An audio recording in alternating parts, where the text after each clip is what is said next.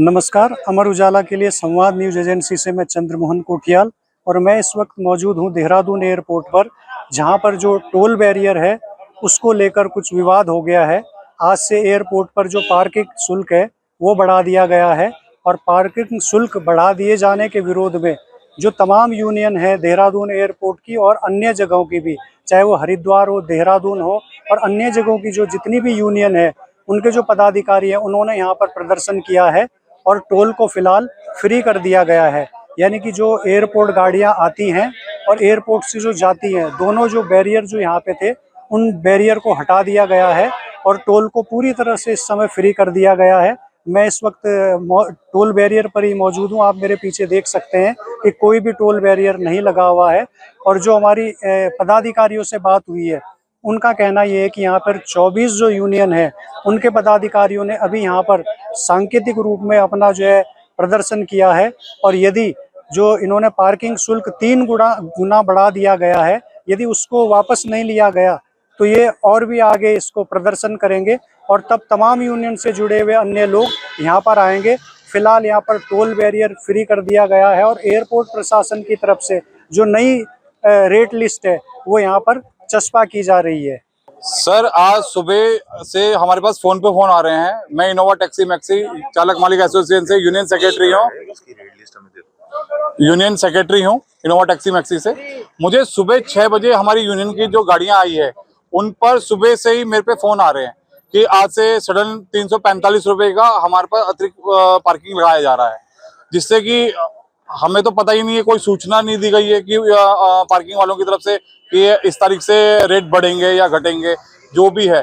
तो इसके लिए सब लोग जब परेशान हुए तो हमें आज मजबूरन होकर सारी यूनियनों को इकट्ठा होकर यहाँ पर एकत्रित होकर आना पड़ा। अभी फिलहाल सब पदाधिकारी आए हैं यूनियन के, लेकिन अगर इसको शुल्क को वापस नहीं लिया जाएगा तो हमारे जितने भी चालक और मालिक भाई हैं जो अपने रोजगार को चला रहे हैं, हम सब एकत्रित होकर यहाँ पर आएंगे और धरना प्रदर्शन करेंगे। आज यहाँ पर पार्किंग शुल्क को लेकर कुछ विवाद हुआ है, ये विवाद क्या है और क्या आप लोगों की समस्याएं हैं?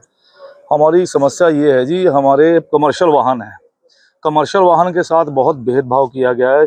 जो प्राइवेट गाड़ियां हैं उनके लिए 30 रुपये पार्किंग और हम कमर्शियल वालों के लिए जो है सीधा 325, 300, 350 रुपये फीस रख दी गई है पिकअप की और ड्रॉप की।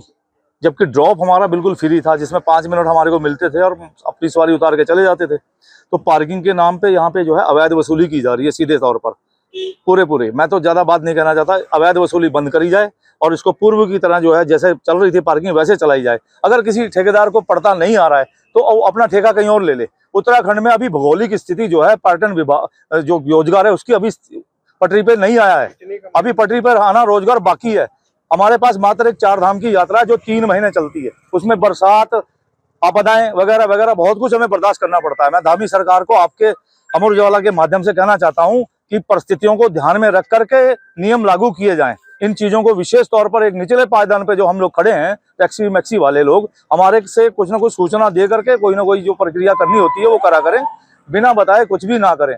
ऐसा जो विवाद आज खड़ा हुआ है ये पार्किंग को लेकर के, ये खड़ा ना होता अगर इसकी पूर्व सूचना हम लोगों को दी होती। तो हमारे कोई पूर्व सूचना नहीं दी गई, एक तुगल फरमान की तरह एक फरमान जारी कर दिया गया कि भाई इतने इतने पैसे आपने देने हैं और हमारे ड्राइवरों के साथ अभद्रता करी जाती है, उनके टायरों पे वो लॉक लगा दिया जाता है। ये आए दिन हम देखते रहते हैं। आज हमने तंग होकर के सारे संगठन मिलकर के, या 24 संगठन आकर के यहाँ इकट्ठे हुए हैं, 24 यूनियन यहाँ पे हरिद्वार, ऋषिकेश, तपोवन और नीलकंठ साइड की सारी यूनियन आज यहाँ पे इकट्ठी होकर के हम सवाल कर रहे हैं। बस इतना कहना चाहते हैं, धामी सरकार जी थोड़ा होश में आइए, सरकार को अच्छे से चलाइए। धन्यवाद। यदि ये शुल्क जो है ये वापस नहीं लिया जाता है तो फिर आप लोगों का अगला कदम क्या रहेगा? जी, जो ये शुल्क बढ़ाया है तो ये यदि वापस नहीं लिया जाता है तो फिर आपका अगला कदम क्या होगा? नहीं, हमारा अगला अगर वापस ले लेते हैं, अगर पूर्व की भांति अगर ये पार्किंग चलती है तो हमें कोई इस प्रकार की गतिविधियां करने का शौक बिल्कुल भी नहीं है। अगर हमें कोई परेशानी होगी तो हम खड़े होंगे फिर दोबारा। कितने जो टैक्सी चालक या मालिक हैं वो इससे प्रभावित हैं शुल्क बढ़ाए जाने से? सभी के ऊपर, सभी जितनी भी पूरे जितने भी टैक्सी 24 की 24 यूनियन के जितने सभी के ऊपर बढ़ गया है। सभी लोग, इसमें विशेष तौर पे कोई एक का नहीं है, सभी जितने भी कमर्शियल वाहन है। 24 यूनियन की आप बात करें, ये कहाँ की यूनियन? ये हरिद्वार, ऋषिकेश, देहरादून, तपोवन, सर वो पार्किंग, सुनिए, ये जो पार्किंग है, तो चाहे कोई अन्य प्रदेश का हो, चाहे वो उत्तराखंड का हो, ये सबके लिए पार्किंग बढ़ाई गई है। तो ये जो पार्किंग बढ़ाई गई है, ये इतना बढ़ाना ठीक नहीं है। एकदम से जस्ट 3 गुना आप बढ़ा देंगे तो ये सही नहीं है। किसी भी तरह से आप इसको जांच करवा लेंगे तो ये सही नहीं है सर।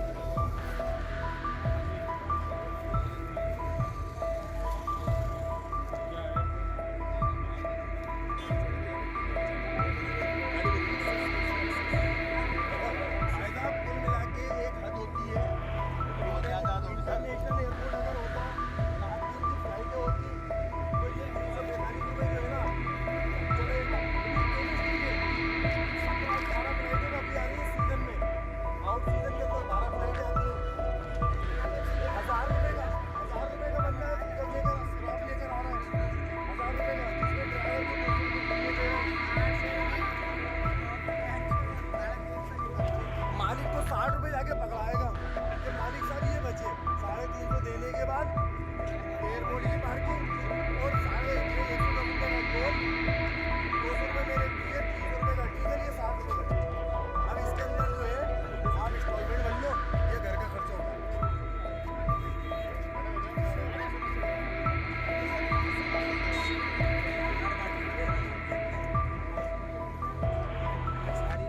अगर आप ये वीडियो YouTube पर देख रहे हैं तो हमारे चैनल को सब्सक्राइब करें और बेल आइकन को दबाना ना भूलें। अगर आप Facebook पर ये वीडियो देख रहे हैं तो हमारे पेज को लाइक करें।